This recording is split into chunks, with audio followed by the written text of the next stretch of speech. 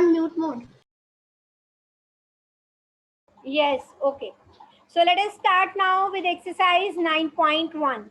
In a mathematics test, the following marks were obtained by 40 students. सबसे important बात यहाँ पे देखो 40 students के marks दिए हैं. It means total frequency हमारे पास 40 आनी चाहिए. अगर हमारी total frequency 40 नहीं आई, it means हमने कहीं question के data को arrange करने में गलती की है. Arrange these marks in a table using tally marks. हमें टेबल बनाना है यूजिंग टैली मार्क्स. हमें गिवन है मार्क्स, तो एक हो गया मार्क्स का कॉलम. टैली मार्क्स बनाने हैं. स्टूडेंट्स के मार्क्स दिए हैं, तो हम उन टैली मार्क्स को नंबर्स में भी लिख देंगे कि कितने नंबर ऑफ स्टूडेंट्स के मार्क्स ये हैं. तो आपने टेबल में ये 3 कॉलम बनेंगे. नंबर 1. अब देखो सबसे लोएस्ट मार्क टेबल में आपको क्या दिख रहे हैं. Yes, anyone? Lowest marks is 1, तो 1 से स्टार्ट होगा.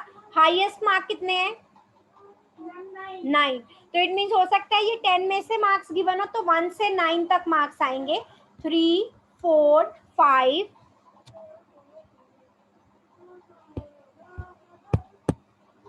6, 7, 8, 9.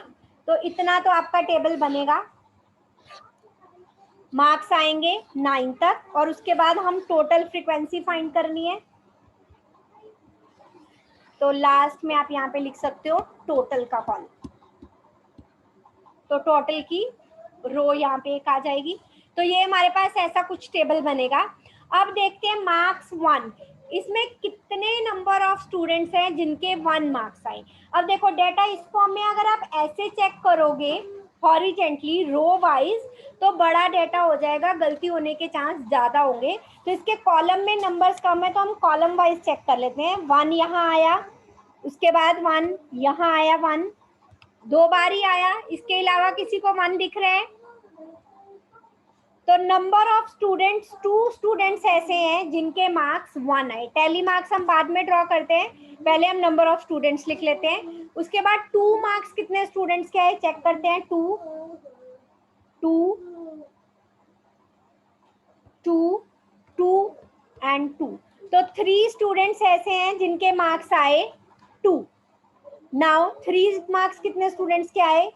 3 3 3 3 स्टूडेंट्स के मार्क्स आए 3. नाउ 4 मार्क्स कितने स्टूडेंट्स के आए चेक करते हैं. 4 1 2 3 4 5 6 एंड 1. 7 स्टूडेंट्स के मार्क्स आए 4. नाउ 5 मार्क्स कितने स्टूडेंट्स के आए? 1 2 3 4 5 6. तो 6 स्टूडेंट्स ऐसे हैं जिनके मार्क्स आए 5. नाउ 6 मार्क्स कितने स्टूडेंट्स के आए? 1 2 3 4 5 6 7. 7 स्टूडेंट्स ऐसे हैं जिनके मार्क्स आए 6. नाउ 7 मार्क्स कितने स्टूडेंट्स के आए? 1 2 3 4 5. तो 5 स्टूडेंट्स के मार्क्स आए 7. नाउ 8 कितने स्टूडेंट्स के मार्क्स 8 आए? 1 2 3 4. 4 स्टूडेंट्स जिनके मार्क्स आए 8. 9 मार्क्स कितने स्टूडेंट्स के आए? 1 2 3 3 स्टूडेंट्स हैं जिनके मार्क्स आए 9.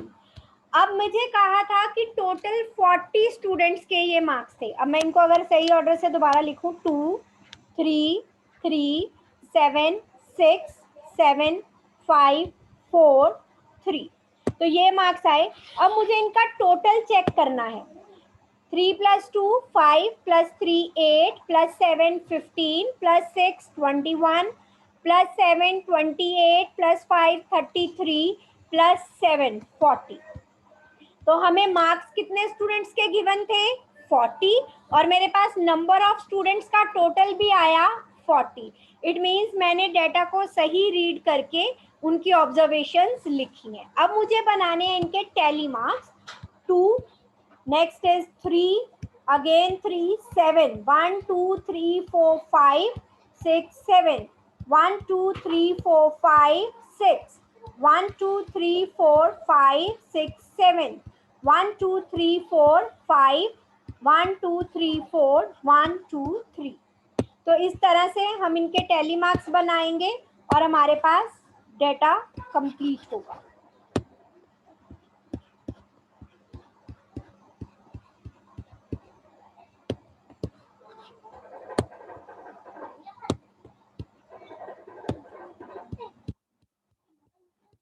यहां तक सबको क्लियर है टैली मार्क टेबल कैसे बनेगा?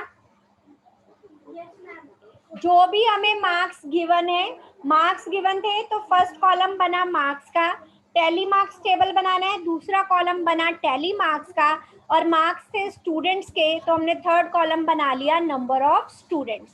40 स्टूडेंट्स के मार्क्स गिवन थे, एंड में हमारे पास टोटल आना चाहिए 40.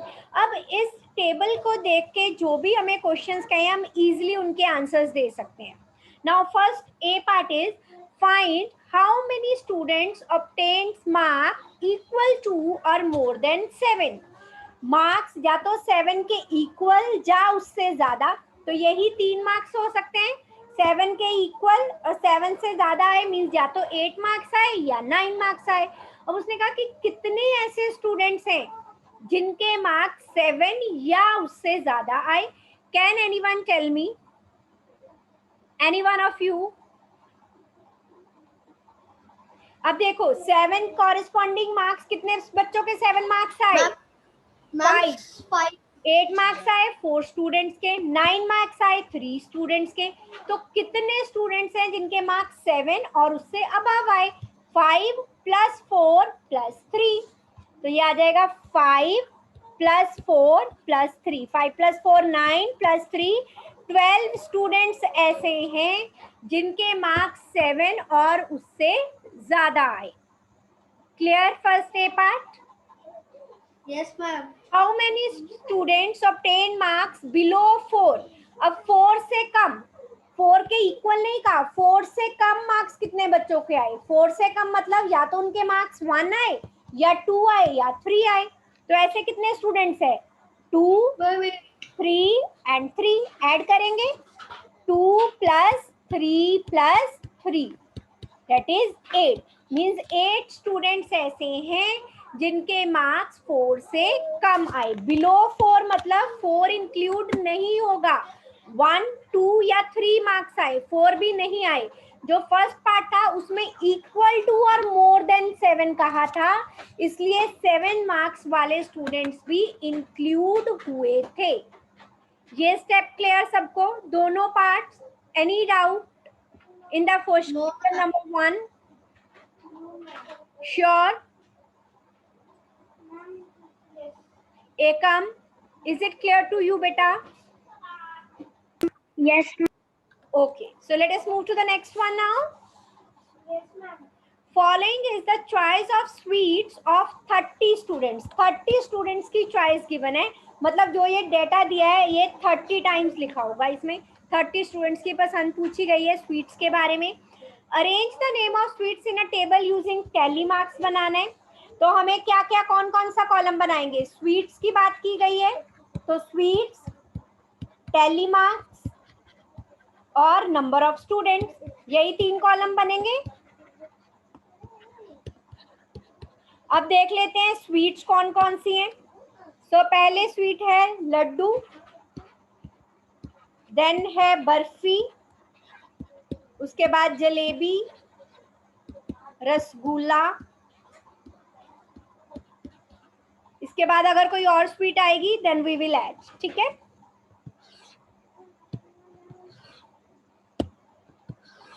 तो ये हमारे पास इस तरह से टेबल बनेगा.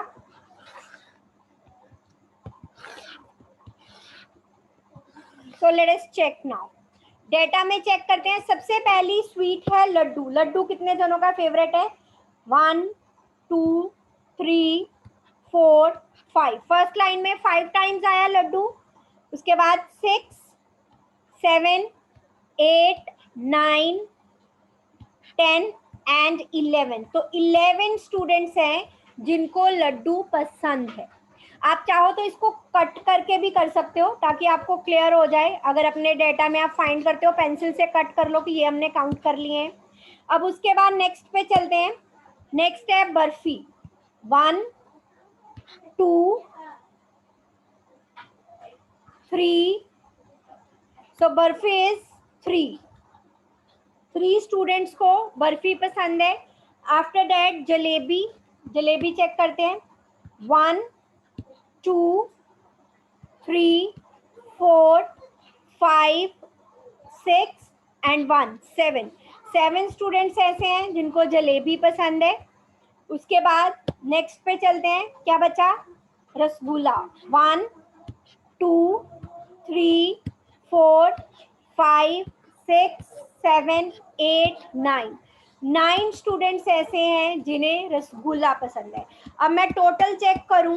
टोटल मुझे कहा था कि 30 स्टूडेंट्स का डेटा है, तो चेक करो क्या ये 30 स्टूडेंट्स हो गए। 11 प्लस 9 20, 7 प्लस 3 10। सो 20 प्लस 10 30। तो मेरे पास डाटा तो मेरा पूरा कंप्लीट हो गया। 30 स्टूडेंट्स का गिवन था और मेरे पास 30 आ गया। अब हमें ड्रॉ करनी है टैली मार्क्स। 11 1 2 3 4 5 6 7 8 9 10 एंड 1।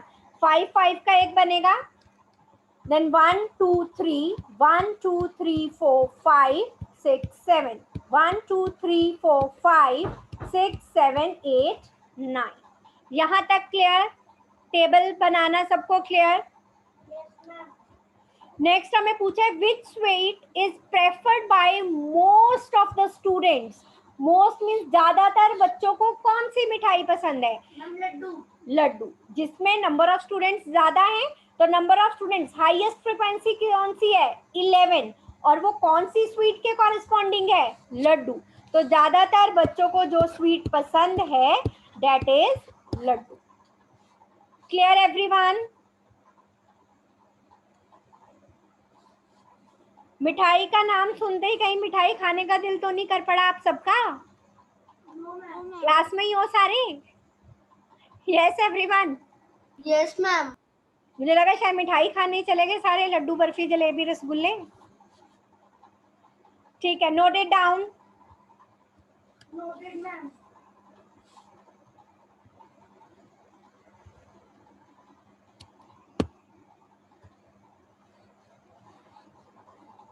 नेक्स्ट पे मूव करें। Question number 3।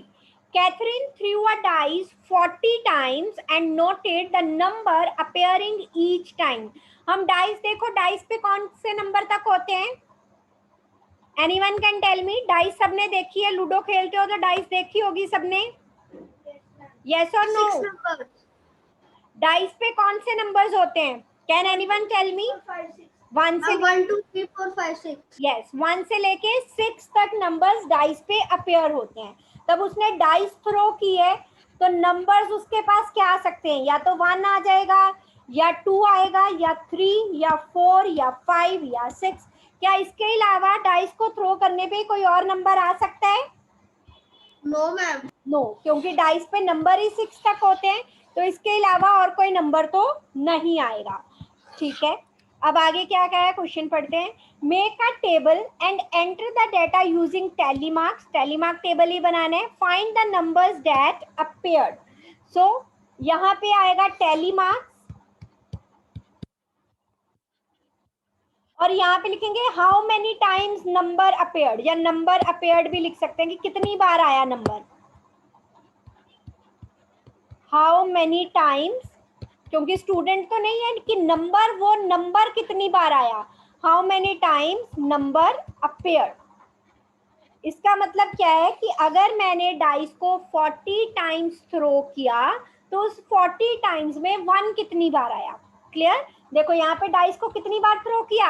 40 टाइम्स। मतलब अगर हम लूडो खेल रहे हैं, 4 प्लेयर्स खेल रहे हैं, तो 4 ने 10 10 टर्न चली तो 40 टाइम्स डाइस थ्रो हो गई। अब हमें कहा है कि 40 टाइम्स मैंने डाइस को थ्रो किया, तो 40 टाइम्स में से 1 कितनी बार आया, तो चेक करते हैं। 1 2 3 4 5 6 7, तो 40 में से 7 टाइम्स आया 1। अब देखते हैं 2 कितनी बार आया।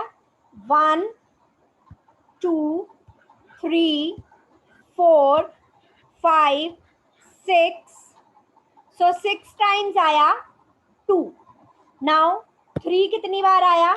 1 2 3 4 5, सो 5 टाइम्स आया 3। नाउ 4 कितनी बार आया। 1 2 3 4, 4 आया 4 टाइम्स। 5 कितनी बार आया। 1 2 3 4 5 6 7 8 9 10, 10 टाइम्स आ गया 5। नाउ 6 कितनी बार आया।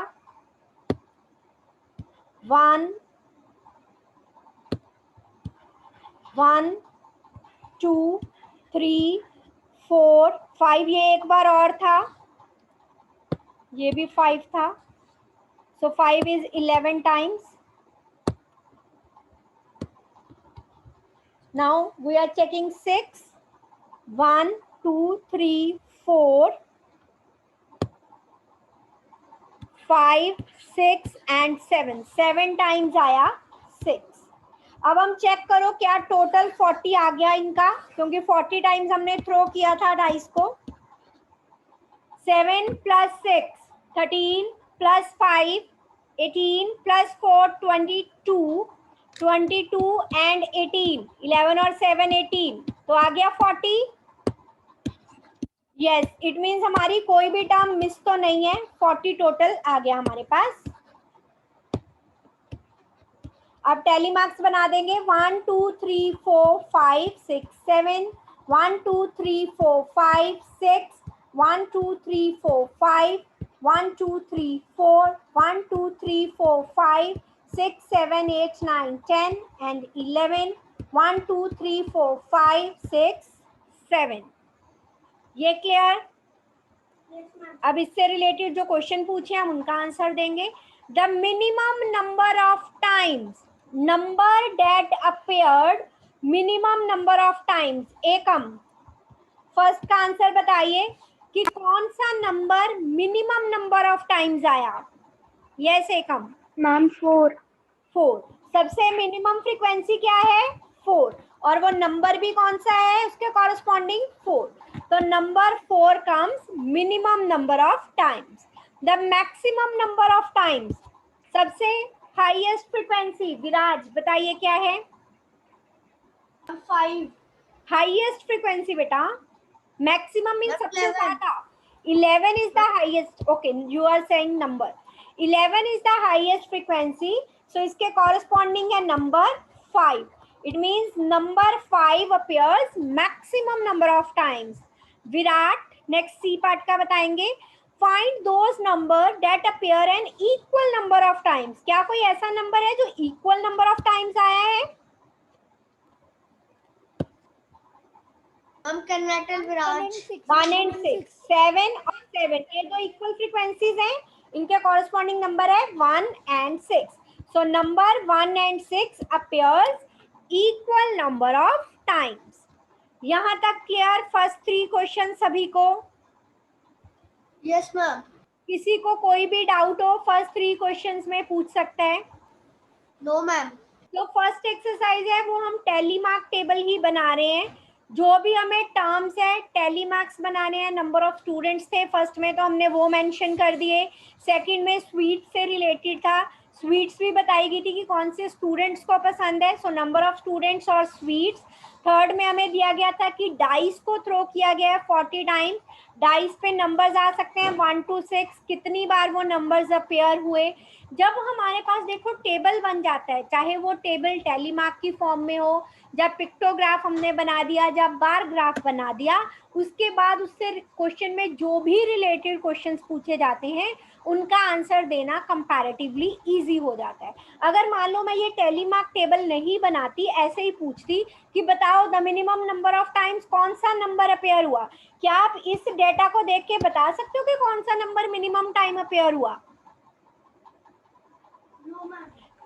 यस, क्योंकि आपको बताना, अगर आप बताना भी चाहो कंपैरेटिवली बहुत डिफिकल्ट होगा। तो जब मेरे पास सीधा ये डेटा आ गया, फ्रीक्वेंसी टेबल बन गया, टेलीमार्क्स टेबल बन गया, तो मैं सिर्फ फ्रीक्वेंसीज को देखकर ही हर क्वेश्चन का आंसर दे सकती हूँ।